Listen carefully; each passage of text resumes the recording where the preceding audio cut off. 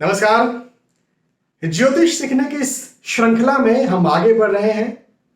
आज एक बार फिर से बिल्कुल नया लेकिन फ्रेश और बहुत ज्यादा महत्वपूर्ण, बहुत ज्यादा इंफॉर्मेटिव वीडियो आज मैं आपके सामने लेकर के आया हूं।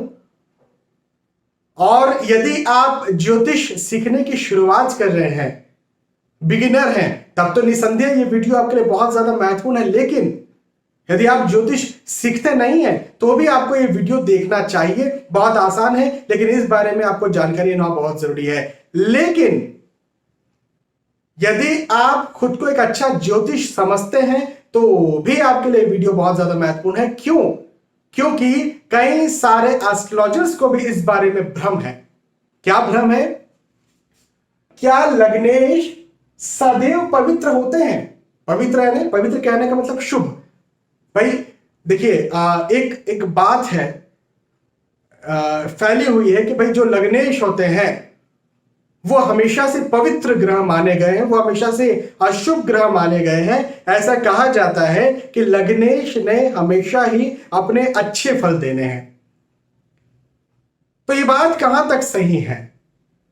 हमेशा ही लग्नेश के अच्छे फल मिलेंगे? बस इसी बात को, इसी प्रश्न का उत्तर देने आया हूं, इसी भ्रम को मैं दूर करने आया हूं आज के इस वीडियो में। तो पहले तो आपको मैं ये समझा दूं कि ये एक पूरी तरह से एक अवधारणा है, गलत अवधारणा है कि लग्नेश सदैव पवित्र होंगे, लग्नेश सदैव शुभ होंगे। ऐसा नहीं है। लग्नेश भी अपने खराब फल देते हैं। जी हां, प्रैक्टिकली जब देखते हैं, देखिए किताबी बातों को छोड़ देते हैं। किताबों में भी ऐसा तो नहीं लिखा है कि हर जगह लग्नेश अच्छे ही फल देंगे, लेकिन किताबों को छोड़ देते हैं थोड़ी देर के लिए। प्रैक्टिकल जीवन में आते हैं। मैं इतने सालों से कुंडलियां देख रहा हूं, मैं क्या पाता हूं वो मैं आपको बता रहा हूं कि लग्नेश भी अपनी महादशा में या सामान्यतः भी खराब फल दे सकते हैं। हाँ, इसके अच्छे फल भी देखने को मिलते हैं, लेकिन खराब फल भी देखने को मिल जाते हैं। तो पहले नंबर पर तो इस अवधारणा को अपने दिमाग से निकाल दीजिए कि लग्नेश सदैव पवित्र, सदैव शुभ होते हैं। मैं यहां पर उदाहरण के तौर पर आपको समझाना चाहूंगा कि ऐसा मैं क्यों बोल रहा हूं, क्या वजह है।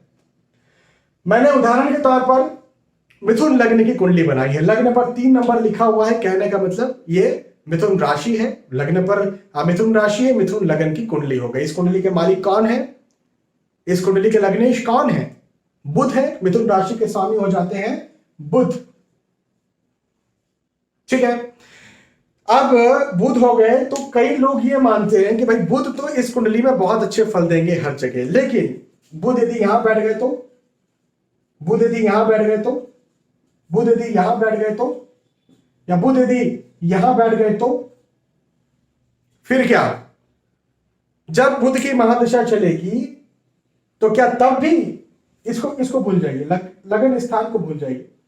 बुध की महादशा यदि चली और मान लीजिए किसी जातक की कुंडली में, लगन कुंडली में बुध यहां बैठे हैं 6ठे स्थान पर, 8वें स्थान पर, नीच राशि 12 नंबर मतलब मीन राशि, मीन राशि में बुध हो जाते हैं नीच राशि स्थित है, तो इस वजह से मैंने यहां पर लिखा।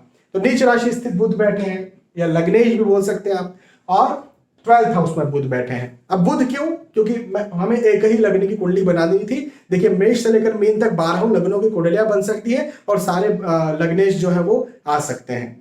लेकिन मैं मिथुन लग्न की कुंडली के आधार पर आपको समझा रहा हूं।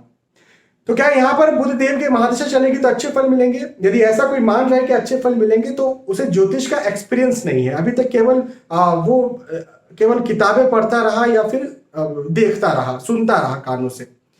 लेकिन एक्सपीरियंस्ड जो भी एस्ट्रोलॉजर्स हैं, एक्सपीरियंस्ड, वो बिल्कुल ये नहीं कहेंगे कि यहां पर बुध यदि बैठते हैं तो अच्छे फल मिलेंगे। तो यदि आप भी ज्योतिष सीखने की शुरुआत कर रहे हैं तो इस बात को मान के चलिए कि लग्नेश जो है 6ठे, 8वें और 12वें स्थान पर खराब फल देते हैं। जी हां, लग्नेश के 6ठे, 8वें और 12वें स्थान पर बैठने पर खराब ही फल मिलते हैं, चाहे लग्नेश कितने भी अत्यंत शुभ ग्रह की श्रेणी में आते हों। लग्नेश नीच राशि स्थित बैठेगा, जैसे यहां पर मैंने बुध को नीच राशि स्थित बैठाया, और यदि कहीं लग्नेश का नीच भंग राजयोग नहीं बना तो भी लग्नेश खराब फल देंगे।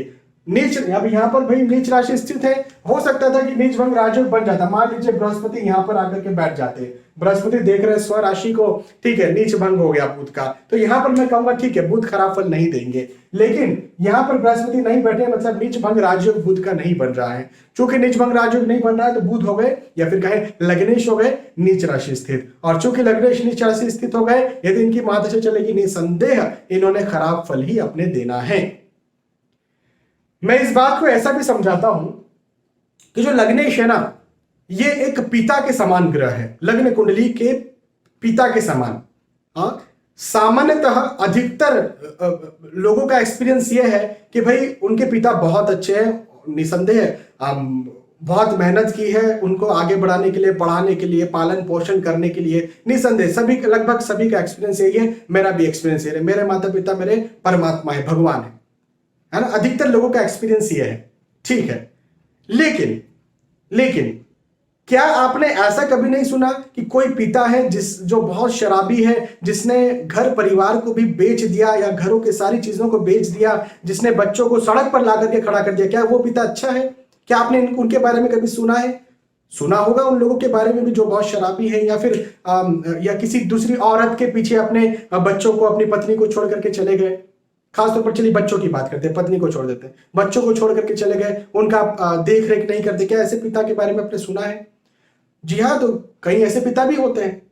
तो जिस निसंदेह लग्नेश पिता के समान ग्रह है जो सामान्यतः अच्छे फल देता है, लेकिन कई बार वो खराब फल भी दे सकता है। जैसे एक पिता अच्छा तो होता है, अधिकतर अच्छा होता है, लेकिन कई बार खराब भी हो सकता है, ठीक है। तो मैं इस हिसाब से समझाता हूं। तो मुझे लगता है कि आपको आज का ये वीडियो समझ में आया होगा, जिस उद्देश्य से मैंने बनाया।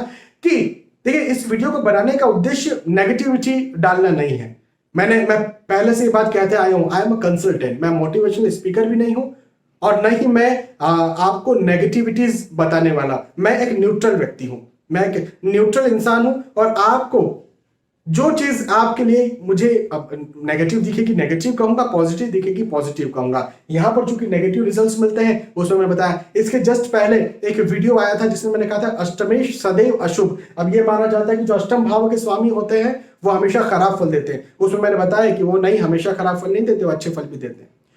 तो जहां पर मुझे मोटिवेशन देना है वहां मोटिवेशन भी देता हूं, जहां पर मुझे एक नेगेटिव बताना है कि भाई इस प्रकार के नेगेटिविटीज होती है जिससे संभल कर रही हैं, तो वो भी मैं आपको बातें बताता हूं। खैर, ज्योतिष के विषय में ये अवधारणा को जानना आपके लिए बहुत ज्यादा जरूरी था। मुझे लगता है कई सारे प्रोफेशनल एस्ट्रोलॉजर्स भी ये गलती कर बैठते हैं, और मैंने तो कई सारे से वीडियोज भी सुने हैं यूट्यूब पर जिनमें ये कहते हुए, अच्छे एस्ट्रोलॉजर्स को कहते हुए सुना है कि लग्नेश जो है वो शुभ होते हैं, लग्नेश के हमेशा अच्छे ही फल मिलते हैं। मुझे नहीं पता उनका एक्सपीरियंस क्या सोचते हैं, क्या करते हैं, जाने देते हैं उनके बारे में। लेकिन ये जो मैंने आपको समझा है प्रैक्टिकल है, इसको आप समझ के चलिए। और यदि आप ज्योतिष सीखने के लिए आगे बढ़ रहे हैं तब तो ये बात आपके लिए बहुत ज्यादा काम आने वाली है।